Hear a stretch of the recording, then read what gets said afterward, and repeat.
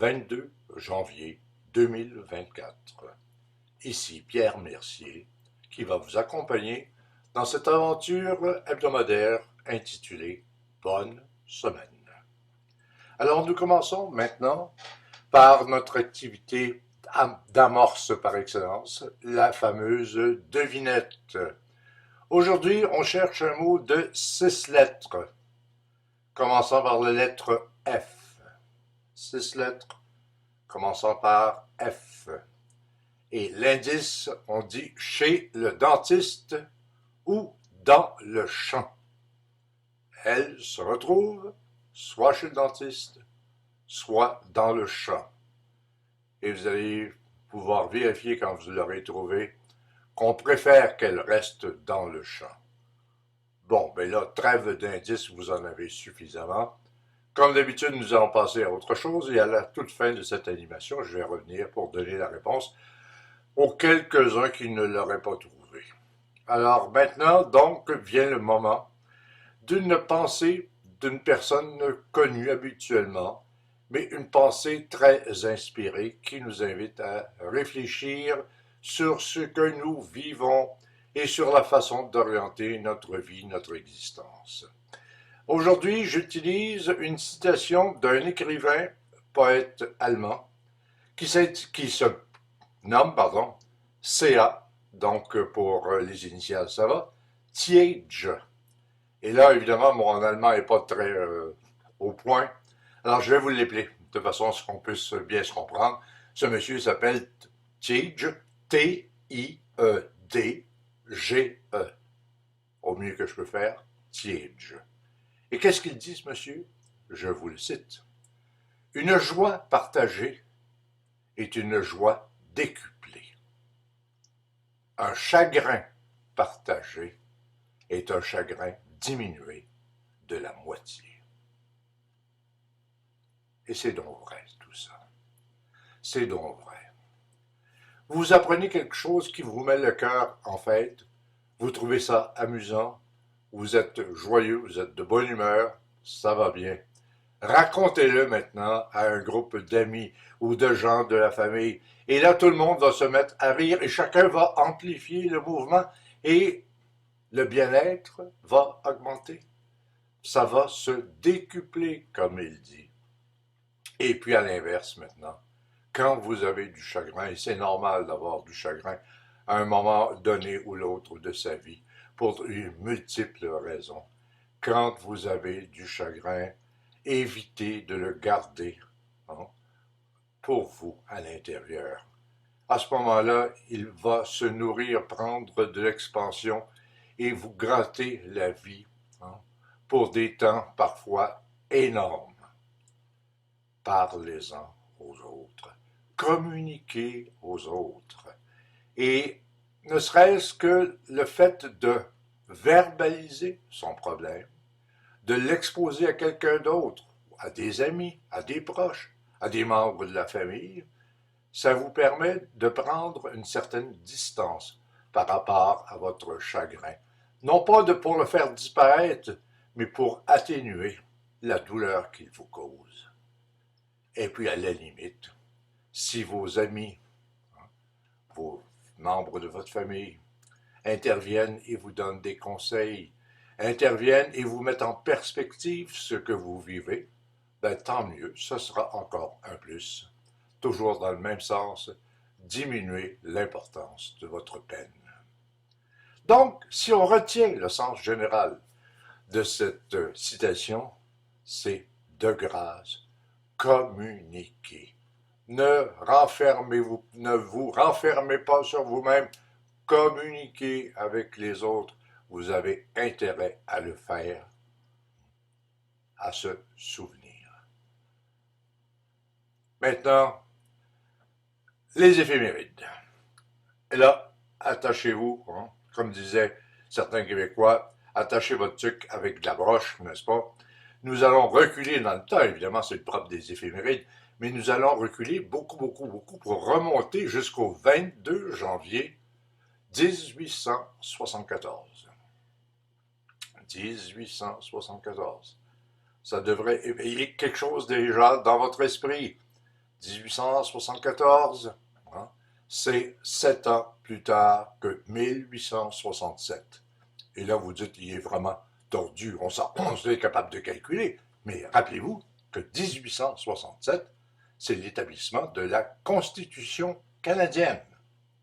Et c'est à cette année-là qu'il y a eu une première élection pour élire dans les provinces et les territoires des députés qui allaient gérer cette nouvelle forme, n'est-ce pas, de démocratie qu'on se donnait.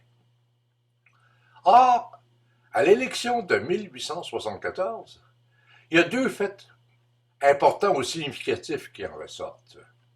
D'abord, c'est la première fois dans l'histoire de la Constitution canadienne, hein, du Canada moderne, entre guillemets, c'est la première fois qu'un parti libéral est élu.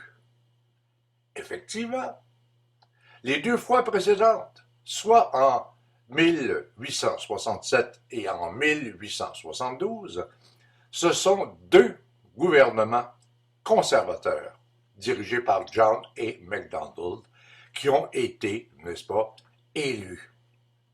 Et là, si vous faites le calcul, entre la première élection en 1867 et la deuxième en 1872, il s'est écoulé 5 ans. On pouvait s'attendre à ce que l'élection suivante vienne soit en 76 ou en 77, en 4 ou 5 ans. Bon. Et pourquoi 1874? C'est au mois de novembre 1873, le premier ministre John A. Macdonald a dû démissionner parce qu'il était victime étant un très grand mot, il était soupçonné d'allégations de fraude dans la construction du chemin de fer vers l'ouest canadien. Alors le poids à ce moment-là des soupçons et des allégations étant tel qu'il a démissionné et il a fallu refaire évidemment des élections. Ces élections-là sont survenues le 22, de ce dont on se parle, le 22 janvier 1874. Donc, qu'est-ce qu'il y a eu de particulier? Deux choses, comme je disais. Première chose, les gens ont eu de la mémoire sur ce qui s'était passé et les rumeurs ou allégations portées à John A. Macdonald et au Parti conservateur, et ils ont voté pour la première fois du pays, de l'histoire moderne du pays, ils ont voté pour le Parti libéral. Et à forte majorité, il s'agissait d'un gouvernement majoritaire incontestablement, mais non seulement la majorité était très forte, mais en plus, les libéraux de Mackenzie King ont été élus dans chacune des provinces et territoires canadiens. Donc, c'était vraiment un événement majeur ressenti à travers l'ensemble du Canada. Deuxième élément à souligner en parenthèse, à cette élection-là, il y a un personnage que vous connaissez dans l'histoire canadienne qui s'appelle Louis Riel et qui a été réélu député.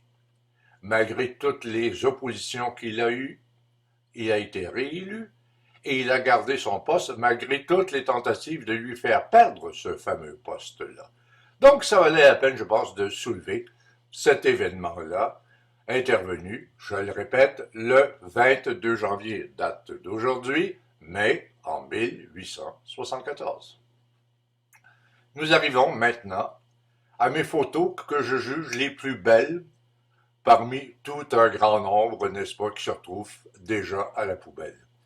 Alors, la première est une de mes fleurs préférées, la tulipe. D'abord parce qu'elle existe en quantité industrielle, de variétés de teintes, de couleurs, etc., et de formes également. Et d'autre part parce que c'est une des premières fleurs qui apparaît au printemps. Cette fleur-là, dans mon âme à moi, elle correspond à l'annonce de la résurrection, de la nature. Rien de trop beau, allons-y sur la résurrection de la nature. Donc, qui appelle et qui nous rappelle que la nature reprend ses droits et que nous allons vivre un printemps, n'est-ce pas, heureux et un été tout à fait agréable. Donc, relié à beaucoup de souvenirs, mais une plante, une fleur extraordinairement belle. Bon, venons-en maintenant à cet oiseau. Cet oiseau, moi, qui m'a fasciné beaucoup, je l'ai vu à un seul endroit, et je suis retourné à plusieurs reprises pour l'observer. Il s'agit en fait du bioro, hein, gris, ou du héron bioro. Bioro, je vous l'appelle, parce que c'est pas quand même courant, B-I-H-O-R-E-A-U, bioro. Regardez l'oiseau comme il est original. D'abord, il a le dessus du bec, hein, le dessus de la tête et le dos, on le soupçonne, d'un beau bleu. Les côtés sont gris, d'où son appellation, n'est-ce pas, bioro gris, puis la poitrine blanche. Puis si on peut voir attentivement, il a l'œil rouge. Puis si on regarde attentivement sur le dos, il a non pas une aigrette, on en voit une qui dépasse, mais en réalité il y en a deux, et c'est le signe qu'on a affaire à un adulte. Et cet oiseau-là, il a une capacité incroyable. D'abord une patience et une capacité incroyable pour la pêche. Il s'installe comme ça, habituellement au pied d'une chute ou au pied de cascades. Il s'installe sur une roche et il demeure immobile. Des minutes et des minutes et des minutes de temps, il ne fait que regarder passer le courant. Et il repère le poisson et hops, il vient de se nourrir. Alors c'est fascinant de le voir aller et c'est un très bel oiseau, je vous rappelle, il s'agit d'un bioro gris. Voilà. Et ma dernière photo, je suis pas peu fier de cette photo-là. Elle a été prise sur une petite île, de rien du tout, dans la rivière des Mille-Îles, à la hauteur de Boisbriand. Regardez, on est en plein été, vous avez la rivière qui s'étend devant nous, vous avez la verdure abondante, vous sentez qu'il y a quand même un isolement, on n'est pas en pleine rue Sainte-Catherine à Montréal, et là, tout simplement, deux bancs orientés vers la rivière. Image de paix, de tranquillité, et une invite à aller profiter de la nature, de se détendre et de se relaxer. Voilà ce qu'elle m'inspire, cette photo, et c'est la raison pour laquelle je vous la présente aujourd'hui. Bon, on a parlé tantôt d'une citation super importante. Venons-en maintenant à une citation d'une personne, une citation, pardon, drôle. Hein? Bon, je vous ai parlé il y a, je pense que c'est la semaine dernière, de notre ami Winston Churchill, qui avait un sens de l'humour assez incroyable. Une présence d'esprit, mais constante et qui se démentait jamais. Il était parfois acerbe, hein, parfois vitriolique, mais toujours aux aguets, intellectuellement parlant. Et je vous cite ce cas-là. Dans une réception, en soirée, à un moment avancé de la soirée, une dame s'approche de Winston Churchill et lui dit, Monsieur Churchill, vous êtes complètement ivre, vous êtes complètement saoul. Et lui de répliquer, Madame, j'ai un avantage sur vous. C'est que vous êtes laide et moi, demain matin, je ne serai plus saoul, mais vous, vous serez toujours laide. Bon, d'accord, c'était pas gentil, mais c'était original et ça demandait de la présence d'esprit. Et je pense que les gens ont appris qu'avec Winston Churchill, il fallait réfléchir à deux fois avant de lui faire des remarques. Et surtout des remarques désobligeantes. Bon, voilà. Et il me reste maintenant à revenir à la fameuse devinette. Alors je répète, l'indice c'était chez le dentiste ou dans le champ, commençant par F, 6 lettres, une fraise. Hein, la fraise, le petit fruit rouge qu'on mange avec délice pendant tout l'été, mais aussi la fameuse appareil là, hein, qui permet de faire des trous dans les dents, de perforer les dents, avec ce son-là, là, strident et, dans mon cas, énervant. Alors, inutile de vous dire que je préfère l'avoir dans les champs que de l'avoir chez le dentiste. C'est ce que je vais à vous raconter aujourd'hui, c'est terminé. Je vous invite à revenir la semaine prochaine, On sera le 29 janvier 2024. Entre-temps, prenez bien soin de vous. On se revoit dans une semaine. Au revoir.